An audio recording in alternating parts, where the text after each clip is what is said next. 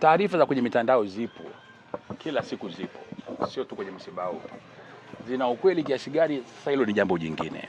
Ninyi ni waandishi wa habari, mnajua media yote inakuwa ina utaratibu wa kudhibiti habari zake. Sasa social media, mtu yote anaweza karusha chochote anachotaka kurusha, lakini nyinyi mmekuwa hapa wakati wote. Viongozi wa Chadema wote mnaona hapa, asilimia karibu 80 hapa ni watu wa Chadema. Wanatengwaje wakati wameshirikishwa katika kila hatua? Hakuna mtu yeyote aliyetengwa na hatutamtenga mtu yeyote. Nimesema huu msiba ni wa taifa. Huyu baba alihudumu na watu wengi, miaka yake 95, amepita mbuga nyingi, na kote mwendo wake wa miaka 95 alikuwa anafanya kazi na watu.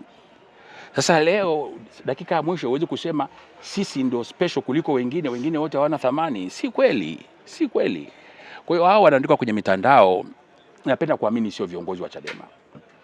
Na nitasikitika sana kama kiongozi wa Chadema atatoka na umbea wa kipuuzi kama huo. Tutasikitika sana kama familia. Tunataka tumlaze mzee wetu kwa heshima bila kuleta minyukano ambayo haina msingi katika kumwenzi mzee wetu. Sasa watu wanataka kuchafua msiba huu kwa kutoa taarifa za uongo, ni mambo ya kusikitisha sana.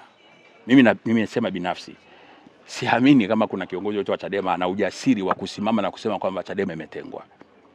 Kwa sababu nimekuwa nao muda wote kuanzia mwanzo, tumewashirikisha. Hakuna kitu wamepangiwa bila wao kuafiki, na viongozi tumekuwa na mazungumzo nao, na hata viongozi wakuu wote tumekuwa na mazungumzo nao. Sasa mtu anayetoka kwenye mtandao anasema Chadema imetengwa, kwa nini wamepewa muda wa asubuhi? Kuna watakaopata muda wa asubuhi, kuna watakaopata muda wa usiku, kuna watakaopata muda wa mchana. Kuna makundi mengi. Sasa hatuwezi muda wote tukatenga kwa ajili ya taasisi moja, haiwezekani. Sasa hivi ni mambo ambavyo kwa kweli yanasikitisha sana, lakini sisi tumeshapanga taratibu. Nimesema huu msiba ni wa watu wengi, watu wote. Huu msiba huji hapa kumtenga ama kumbagua mtu yote. Na wale ambao walifanya kazi kwa karibu sana na mzee, ikiwemo chama chetu cha Chadema, tunategemea wao ndio wawe mstari wa mbele kuwapokea wageni kuliko hata sisi wenyeji. Ninyi hata mkiwa na sherehe, wale wenyeji wanakuaga pembeni, wanapokea wageni. Sasa wewe unataka wageni mtu anayeandika ni kwamba anataka wageni wasukumwe, wafukuzwe ili wenyeji ndio wawe wenyewe wana shughuli yote. Haiwezekani jamani. Chadema ndio wenye msiba wao. Wako hapa, unaona viongozi wamekaa kule wanapanga, wanapokea viongozi, wanapokea makundi mbalimbali kutoka wakati wote. Tumekuwa nao tangu siku ya kwanza ya msiba. Na tunaamini tutakuwa nao mpaka dakika ya mwisho wa msiba. Huyu anaandika mtandaoni, huenda hata kufika hapa hajawahi kufika. Mambo ya kitoto na kijinga ambayo nisingetamani tu yatupotezee muda kuyajadili katikati ya msiba mzito kama huu. Jeneza lake kwa sababu ni muasisi, atafunikwa kwa heshima kama muasisi ama itatumikaje? Kwa mfano askari anapofariki mara nyingi kuna zile heshima. Sasa jeneza lake linafunikwa na bendera ya chama ama inakuwa? Of course hatuwezi kuacha kufunika jeneza la Mzee Mtei na bendera ya Chadema. Ile ni muasisi man. Kwa kuna nafasi ambako bendera ya Chadema itakuwa kwenye jeneza, lakini bendera haikai masaa yote 24. Ni kwa ajili ya ile itifaki ilivyotengenezwa, lakini kwamba kwamba haitapokewa kwamba Chadema wasifunike jeneza lao. Actually hata safari ya leo kwenda kumchukua mzee Seliani tumeambia Chadema kwamba na viongozi nao waende kule, watafika hapa. Tunategemea viongozi wa Chadema ndio watakaoingiza mwili wa baba ndani. Sasa mnataka mpewe heshima gani zaidi ya hiyo? Kama bado mnaona kwamba hamjatendewa haki, mnataka mpewe heshima gani zaidi?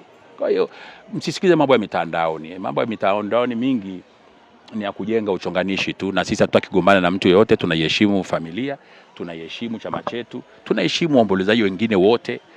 Kwenye misiba hakuna mwaliko, ni watu wanaojisikia kutokana na wanavyoguswa na msiba ndio wanavyokuja kwenye msiba.